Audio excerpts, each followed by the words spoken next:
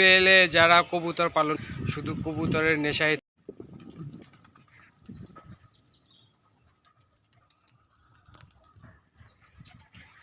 বিসমিল্লাহির রহমানির রহিম।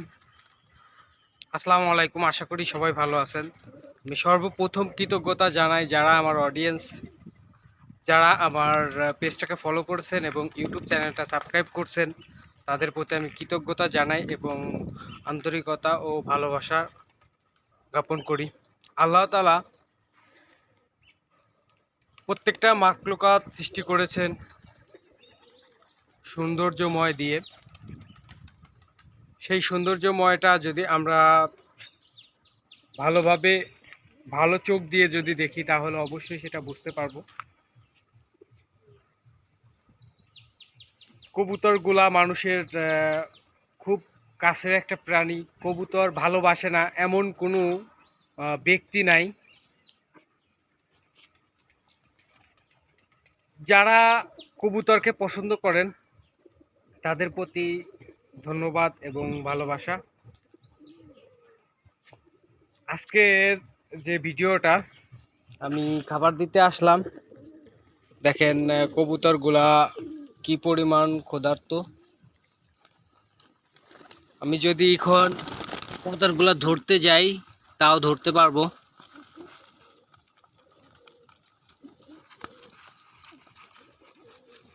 দেখেন আমি কবুতরগুলা কিন্তু হাতে নিয়ে নাড়তে পারবো।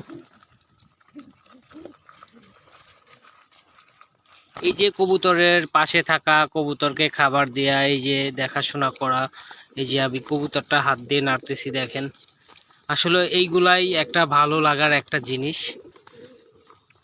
এই এই জন্যই কবুতরগুলাকে আমি এত যত্ন করি যে কাছে চলে আসে কবুতরগুলা ডাক দিলেই, এবং ওর সংস্পর্শে যাওয়া যায়, ওর গা ধরা যায়, ইচ্ছা যা খুশি তাই করা যায়।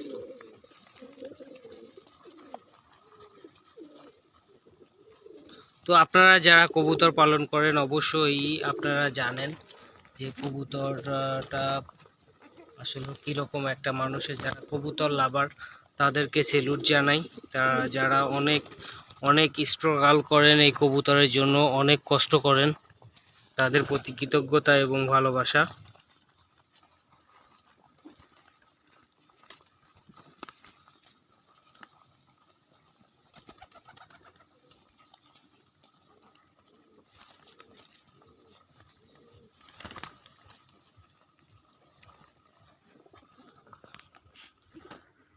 তো কবুতরকে আমরা যারা ভালোবাসি তারা প্রত্যেকেই জানে যে কবুতরটা আসলেও কীরকম, এবং কবুতরের মধ্যে থাকলে মন মানসিকতা চেঞ্জ হয়ে যায় এবং অনেক কিছু ভালো লাগে।